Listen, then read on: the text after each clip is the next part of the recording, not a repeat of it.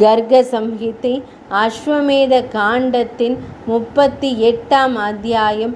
நந்திகேஸ்வரரால் சுனந்தன் கொல்லப்பட்டது.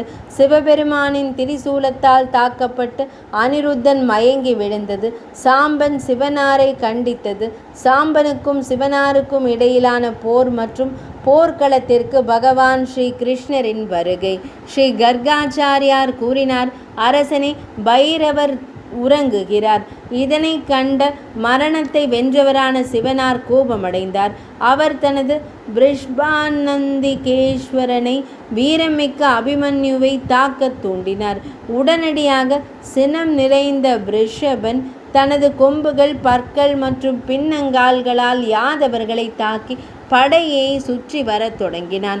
அவன் முன்னால் நின்று கொண்டிருந்த சுனந்தனனை தனது கொம்புகளில் ஒன்றால் வேகமாக தாக்கினான். அந்த கொம்பின் தாக்கத்தால் சுனந்தனனின் மார்பு துளைக்கப்பட்டது.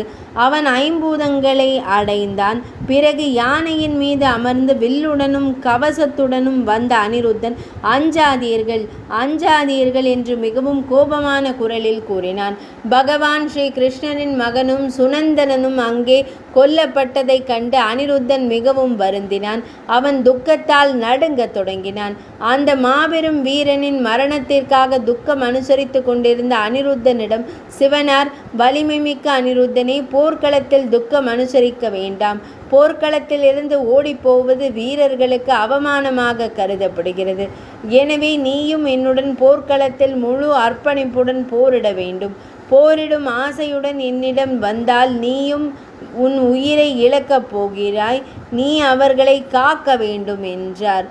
ஸ்ரீ கர்காச்சாரியார் கூறினார், அரசனே, சிவபெருமானின் இந்த வார்த்தைகளை கேட்ட எதுகுல திலகமான அனிருத்தன் தன் துக்கத்தை கைவிட்டு சிவனாரின் தலையில் 5 அம்புகளை எய்த அந்த 5 அம்புகளும் மகேஸ்வரனாரின் சடை முடியில் சிக்கி கழுகின் இறக்கைகளுடன் கூடிய மரக்கிளைகள் போல தோன்றின. பின்னர் ருத்ரன் தன் கைத்தடியில் ஒரு அம்பை வைத்து திடீரென அனிருத்தனின் வில்லை அறுத்தார். உடனே அனிருத்தன் தன் வலிமையான வில்லை உயர்த்தி ஒரு அம்பால் சிவபெருமானின் வில்லையும் உடைத்தார். பின்னர் இருவருக்கும் இடையே நடந்த அற்புதமான மற்றும் விறுவிறுப்பான போரை குறித்த செய்தியை செவிமடுத்ததும் தேவேந்திரனும் மற்ற தேவர்களும் தங்கள் தளங்களில் ஆர்வத்தின் காரணமாக அங்கு வந்தனர். வானத்தில் இருந்த அவர்கள் போரை கண்டு திகிலடைந்து ஒருவருக்கொருவர் உரையாடத் தொடங்கினர். தேவர்கள் கூறினார்கள், இவர்கள் இருவரும் பிரபஞ்சத்தின் படைப்பாளர்களும் அழிப்பாளர்களும் ஆவர். எனவே போர்க்களத்தில் இவர்களுக்கு இடையேயான போர் பயனற்றது. இந்த போரில் யார் வெற்றி பெறுவார்கள், யார் தோல்வி அடைவார்கள், இதை எப்படி கூற இயலும்? ஸ்ரீ கர்காச்சாரியார் கூறினார், அரசனே, பின்னர் அவர்களுக்குள் 3 தினங்கள் ஒரு பெரும் போர் நிகழ்ந்தது. பின்னர் ருத்ரனார் பிரத்யாசனனை வில்லில் ஏற்றி அங்கிருந்த 3 உலகங்களையும் அழிக்கும் திறன் கொண்ட பிரம்மாஸ்திரத்தை ஆத்திரத்துடன் ஏவினார். ஆனால் அனிருத்தன் பிரம்மாஸ்திரத்தை பிரம்மாஸ்திரத்திலிருந்தும், வஜ்ராஸ்திரத்தை பர்வதாஸ்திரத்திலிருந்தும், பர்ஜன்யாஸ்திரத்தை ஆக்னேயாஸ்திரத்திலிருந்தும் தடுத்தான். அப்போது பினாகத்தை ஏந்தியிருந்த சிவனார் பெரும் கோபத்தால் கடும் கொதிப்படைந்தார். அவர் பிரத்யும்னானந்தனான அனிருத்தனை மும்முனை சூலத்தால் தாக்கினார். அந்த சூலம் அனிருத்தனை கிழித்து யானையையும் கிழித்து வால் மேல் நோக்கியும் முகம் கீழ் நோக்கியும் அவர்களுக்கு இடையில் நின்றது. யானை உடனடியாக இருந்தது. அனிருத்தனும் போர்க்களத்தில் மயங்கி விழுந்தான். போர்க்களத்தில் அவர்களின் மார்புகள் கிழிக்கப்பட்டதால் இருவரும் ஒருவரை ஒருவர் ஒட்டி கொண்டு விழுந்தனர். அப்போது அங்கு ஒரு பேரச்சம் நிலவியது. யாதவர்கள் அனைவரும் அழத் தொடங்கினர்.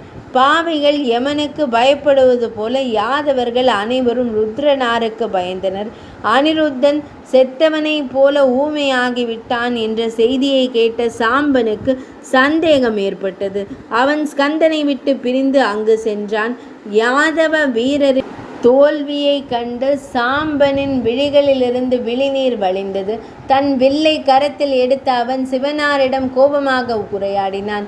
போரில் அனிருத்தனையும் வீரன் சுனந்தனையும் கொன்ற பின்னர் தாம் எப்படி அசுரர்களை ஆதரிப்பீர்? வேதங்களிலும் பாகவத சாஸ்திரங்களிலும் பிராமணர்களிடமிருந்து நான் செவிமடுத்திருக்கிறேன். சிவபெருமான் ஒரு ஸ்ரீ வைஷ்ணவர் என்றும் இன்று பிரத்யும்ன குமாரனின் வீழ்ச்சியால் அது எல்லாம் வீணாகிவிட்டது. சுனந்தனனே, பகவான் ஸ்ரீ கிருஷ்ணரின் மைந்தன், ஆனாலும் நீ அவனையும் போரில் கொன்று விட்டாய். மகேஸ்வரனாரே, சிவனே, தாங்கள் வீணாக போரிடுகிறீர்கள். உங்களுக்கு வெட்கமாக இல்லையா? நீங்கள் பகவான் ஸ்ரீ கிருஷ்ணரை விட்டு விலகிவிட்டீர்கள். எனவே நான் விரைவில் சூத்திரர்கள் மற்றும் வைசியர்களின் உதவியுடன் போர்க்களத்தில் உங்களை கொல்வேன். நீங்கள் நில்லுங்கள், நில்லுங்கள். சாம்பனிடமிருந்து இதனை செவிமடுத்த சிவபெருமான் மகிழ்ந்து இவ்வாறு கூறினார். சிவனார் கூறினார், யாதவா, நீ பாக்கியசாலி என்றார். நீ கூறுவதெல்லாம் உண்மைதான். தேவர்களாலும் அசுரர்களாலும் வணங்கப்படும் இந்த கிருஷ்ணச்சந்திர பெருமான் என் குரு ஆவார். அதனால் வீரனே, குந்தன் கொல்லப்பட்ட பல்வலனானவன் போர்க்களத்தில் மயங்கி விழுந்த போது அவனுக்கு உதவ அல்லது என் பக்தனை காக்கவே நான் இங்கு வந்தேன். என் வாக்குறுதியை நிறைவேற்றவே நான் இங்கு வந்துள்ளேன். என் பக்தனை மகிழ்விக்கும் ஆசையுடன் சிறிதளவு கோபத்துடன் போர்க்களத்தில் போரிடுகின்றேன். பூதநாத சிவபெருமான் இவ்வாறு கூறிக்கொண்டிருந்த போது கடும் கோபம் கொண்ட சாம்பன் தன் வில்லிலிருந்து எய்த தாந்திரங்கள் மற்றும் சைக அம்புகளால் அவரை விரைவாக காயப்படுத்தினான். மலர்களால் அடிக்கப்பட்டாலும் யானை அசையாமல் இருப்பதைப் போல அந்த அம்புகளால் தாக்கப்பட்ட போதிலும் ருத்ரனார் எந்த வலியையும் உணரவில்லை. இப்போது சிவனார் அவர் தனது வில்லை உயர்த்தி போரில் ஜாம்பவதி குமாரனான சாம்பன் மீது பல கூர்மையான அம்புகளை எய்தார். சாம்பன் சிவனாரையும் சிவனார் சாம்பனையும் ஒருவருக்கொருவர் காயப்படுத்த தொடங்கினர். இருவருக்கும் இடையிலான போரை கண்ட தேவர்கள் அனைத்து உலகங்களும் அழிய போகின்றன என்ற எண்ணம் கொண்டனர். அரசனே, பூமியிலும் ஸ்வர்க்கத்திலும் பெரும் குழப்பம் ஏற்பட்டது. விஷ்ணுகளின் சந்ததியினர் அனைவரும் பீதியடைந்து தங்களது பாதுகாவலரான பகவான் ஸ்ரீ கிருஷ்ணரை எண்ண தொடங்கினர். பின்னர் யாதவர்களுக்கு பெரும் பேரழிவு வந்துவிட்டது என்பதை அறிந்த ஸ்ரீ யதுகுல பாலக சத்ருசூதனன் குதிரைகள் மற்றும் தேரோட்டிகளுடன் ஒரு தேரில் அங்கு வந்து சேர்ந்தார். அவரது உடல் ஒளிமயமாகவும் கருமையாகவும் இருந்தது. அவரது தலையில் ஒரு கிரீடம் சூடியிருந்தது. அவரது விழிகள் புதிய நீல தாமரையின் அழகை பறித்தன. கோடிக்கணக்கான புதிய சூரியன்களின் பிரகாசத்தை தாங்கிய ஷியாம சுந்தர பெருமான் தன் கரங்களில் கதாயுதம், சங்கம், சக்கரம், தாமரை, வில், அம்பு மற்றும் கோமேதகத்தின் வாள் ஆகியவற்றை கொண்டிருந்தனர். ஸ்ரீவத்ச சின்னம், கௌஸ்துபமணி, மஞ்சள் நிற ஆடைகள் மற்றும் மாலைகளால் அலங்கரிக்கப்பட்டிருந்த பகவான் ஸ்ரீஹரி நீல நிற பதக்கங்கள், செவி அணிகள், கை காப்புகள் மற்றும் பிற ஆபரணங்களால் அலங்கரிக்கப்பட்டு கோடிக்கணக்கான காமதேவர்களைப் போல அழகாக காட்சியளித்தார்.